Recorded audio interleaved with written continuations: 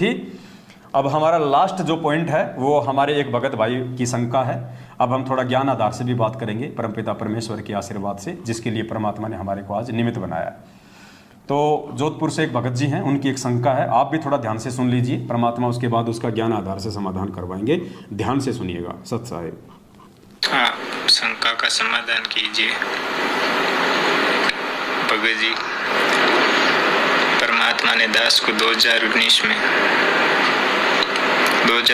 में अपनी शरण में लिया परमात्मा ने।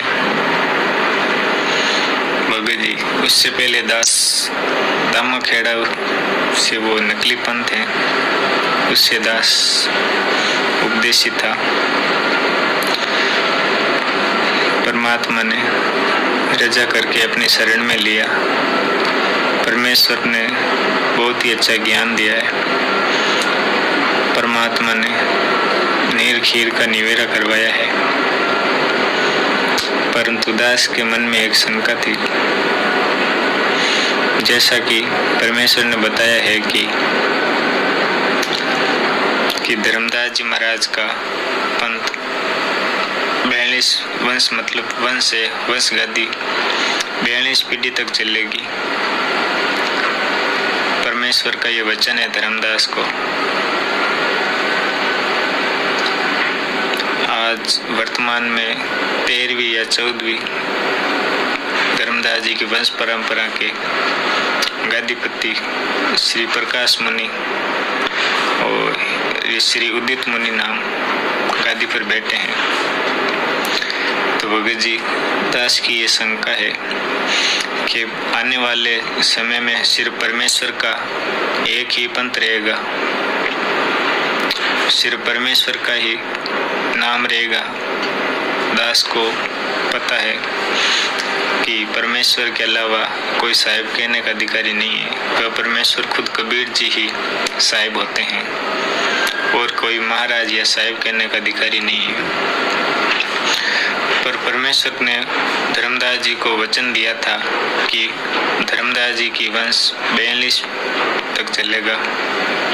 आज वर्तमान में 13वें 14वें कबीर पंथी दामाखेड़ा वाले हैं प्रकाश मुनि। तो भगत जी, आने वाले समय में ये पंथ सभी मिलकर परमेश्वर रामपाल जी भगवान के पंथ में मिल जाएंगे। तो फिर भगत जी, अभी तो वर्तमान में 13वें 14वें पंथ में, तो भगत जी 42 पीढ़ी तक फिर ये वंश कैसे चलेगा? भगत जी, दास की ये शंका थी। परमेश्वर की रजा से आपको परमात्मा ने निमित्त बनाए हैं। तो भगत जी, दास की शंका का समाधान कीजिए।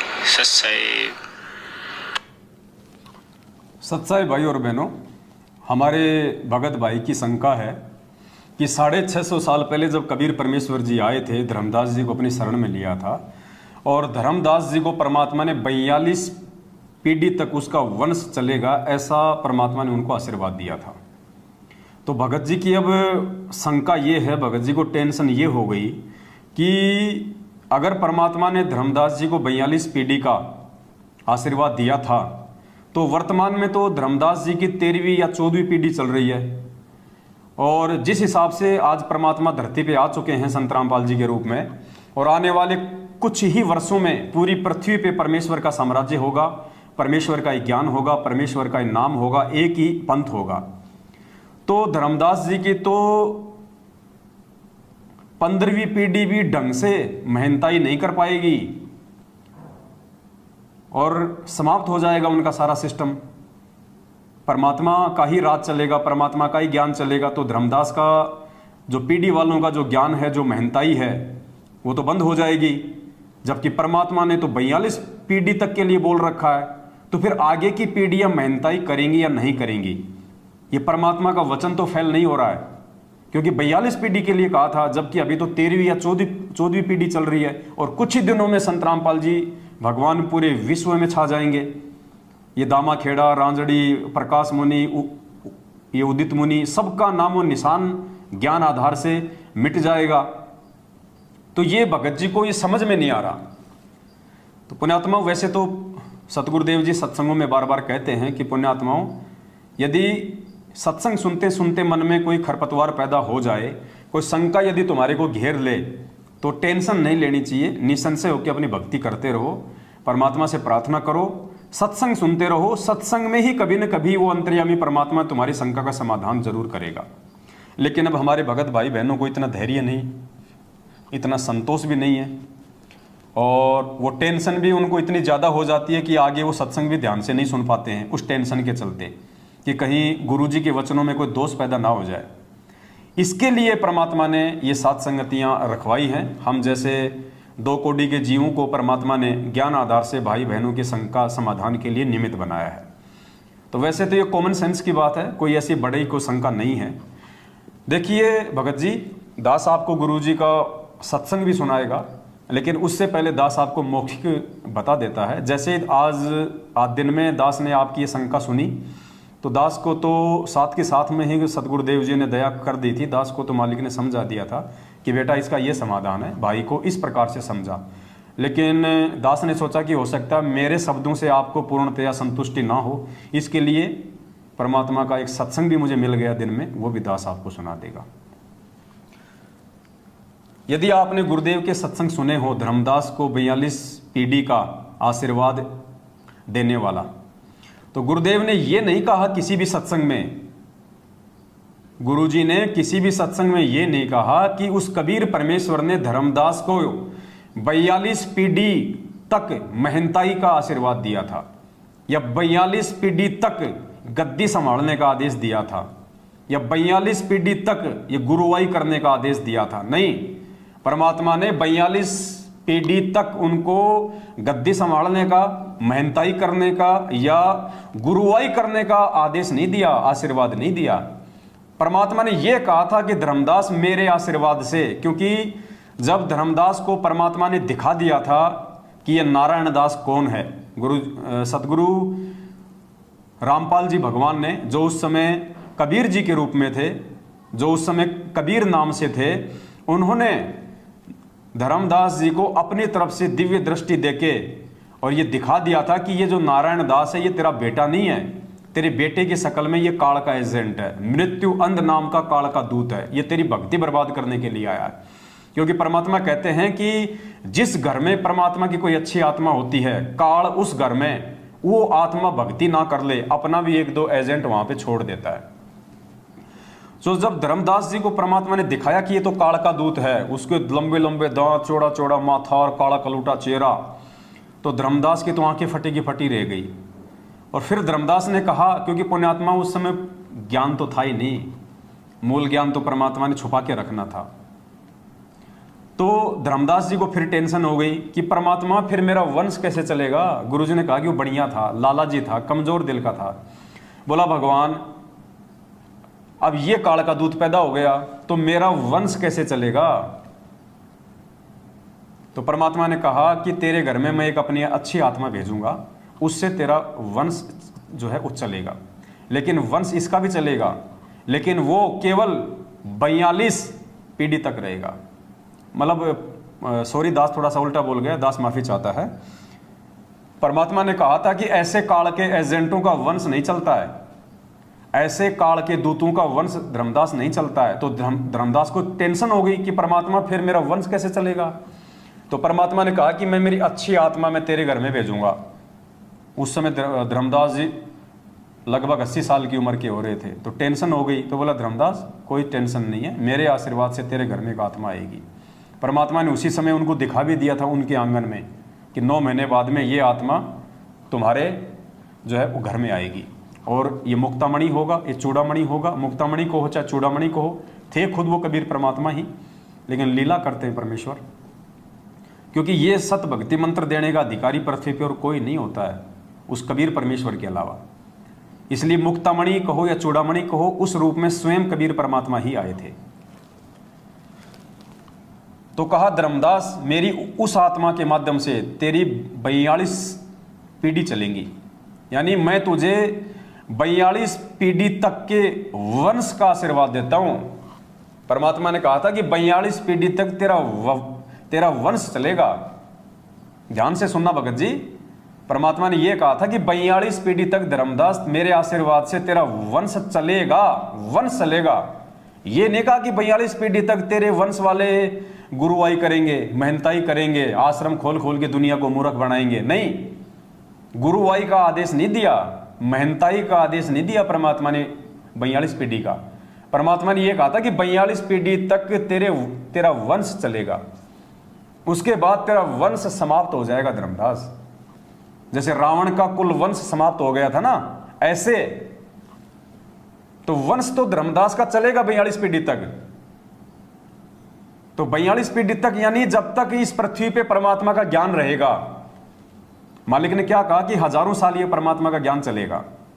तो हजारों साल तक जब तक इस परमेश्वर का ज्ञान चलेगा इस कलयुग में, तब तक धर्मदास जी के जो वंशज है वो रहेंगे। उनको परमात्मा मौका देगा कि वो समझ के और इस सत भक्ति मार्ग में आ जाएं और अपना आत्म कल्याण करवा लें, क्योंकि मालिक ने आशीर्वाद दिया हुआ है कि तेरी 42 पीढ़ी पार करूंगा।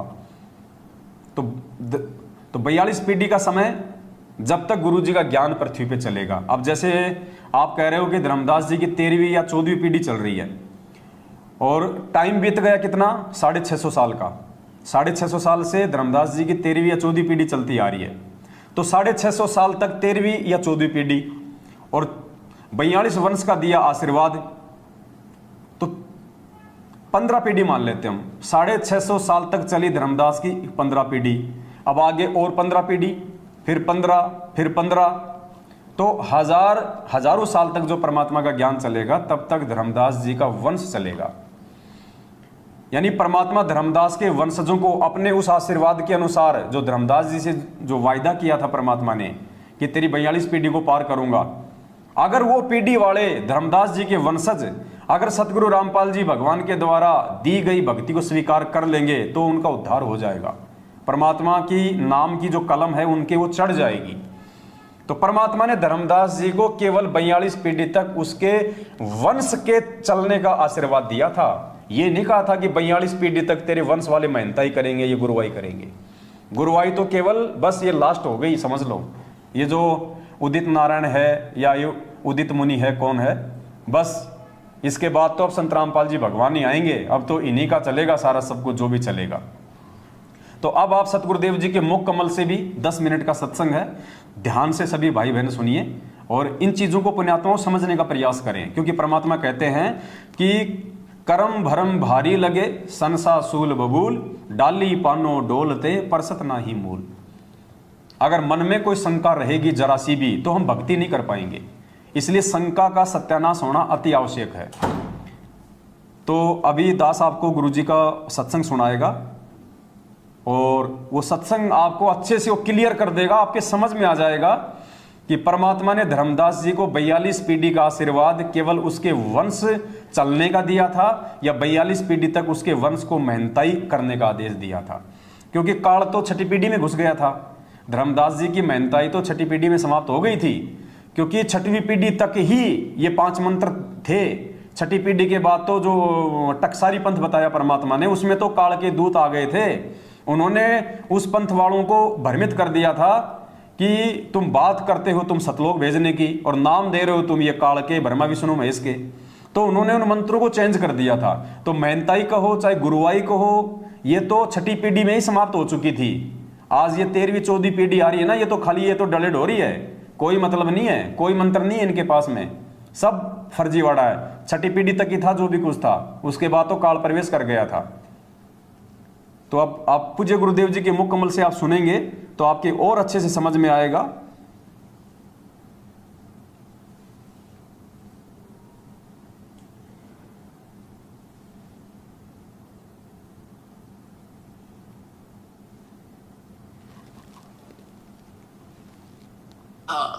ये भाई अभी ये मूल मंत्र और मूल ज्ञान, ये सार नाम अपने परिवार को भी मत बताना।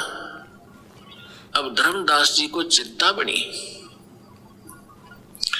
धर्मदास जी ने कहा, चिंता बनी कि हे भगवान, मेरे को आपने 42 वंश का आशीर्वाद दे दिया, क्योंकि धर्मदास जी एक अच्छी आत्मा थे लेकिन संसार के व्यवहार में वो घनाग्रस्त था। पहले उनको एक पुत्र था नारायण दास, और नारायण दास निकम्मा था, काल का दूत था। उसने परमात्मा के ज्ञान को ग्रहण नहीं किया, एक भी वचन सुना नहीं, उठकर चला जाता था। तो धर्मदास जी को ये चिंता बनी, परमात्मा ने बताया। धर्मदास जी ने कहा कि भगवान आप तो समर्थ हैं, मेरे पुत्र को शरण में ले लो, इकलौता पुत्र है, काल के हाथों चढ़ जाएगा, इसका जीवन नाश हो जाएगा। तो परमात्मा ने कहा धर्मदास ये खुद ही काल का दूत है, तेरे घर पर भेज दिया। क्योंकि काल को पता था आप एक अच्छी आत्मा हो, और अच्छी आत्मा के घर पर एकादायु ऐसा व्यक्ति कोई कारण बनाकर काल भेज ही देता है। तो परमात्मा ने लास्ट में अपनी दिव्य दृष्टि देकर धर्मदास जी को उसके पुत्र नारायण दास की वास्तविकता दिखा दी। विकराल चेहरा, लंबे लंबे दांत, ओछा माथा। तो परमात्मा ने कहा कि ये दूत आया हुआ है, काल का स्पेशल भेजा हुआ है तेरी भक्ति नाश करने के लिए। इस बात से धर्मदास चिंतित हो गया कि हे भगवान, ये तो सचमुच, ये तो लड़के के कवर में मेरा दुश्मन बैठा है। फिर उसको चिंता हुई कि हे भगवान 82 साल की उम्र होगी और अब क्या होगा, अरे तो काल का वंश चल गया मेरे से और पाप का भागी हो गया मैं। तो परमात्मा ने कहा कि ऐसे व्यक्ति का वंश नहीं चला करता। तो परमात्मा बोले जी इसका नहीं चलेगा तो मेरा भी वंश नाश हो गया। ये भगवान अब क्या होगा, मेरा क्या होगा, मेरा वंश कैसे चलेगा। तब परमेश्वर ने कहा कि तू चिंता ना करे, तेरे को 42 पीढ़ी दे दी मैंने, तेरा 42 पीढ़ी तक वंश चलेगा। वंश चलेगा। तब धर्मदास जी कहने लगे इस काल का वंश चलेगा भगवान, इससे अच्छा तो ना चले। यो परमात्मा बोले नहीं, मैं और तेरे को एक पुत्र दूंगा, उससे तेरे 42 पीढ़ी वंश चलेगा। ये अब इन्होंने गलत व्याख्या कर रखी है कबीर पंथी, जो दामा खेड़ा वालों ने एक भ्रमणा फैला रखी है कि जो दामा खेड़ा की गद्दी से नाम लेगा उसका ही मोक्ष होगा। कबीर साहब ने 42 पीढ़ी को आशीर्वाद दे रखा है, 42 पीढ़ी को नाम देने का आशीर्वाद नहीं दे रखा। धर्मदास की चिंता मिटाने के लिए ये कहा था कि तेरे को 42 पीढ़ी का वंश दे दिया, तेरा वंश चलेगा और मोक्ष उसका होगा जो सत भक्ति करेगा, पूरे संत मेरे अधिकारी संत से लेगा। तो फिर उसको 10 महीने के बाद एक चूड़ामणि उर्फ मुक्तामणि नाम का एक पुत्र उसकी पत्नी से जन्म हुआ परमात्मा के आशीर्वाद से। उनसे फिर उनकी ये 42 वंश चले। फिर धर्मदास जी को चिंता हुई, परमात्मा ने कहा कि अपने वंशजों को भी ये मूल ज्ञान नहीं बताना, मूल मंत्र नहीं बताना, सार नाम नहीं देना।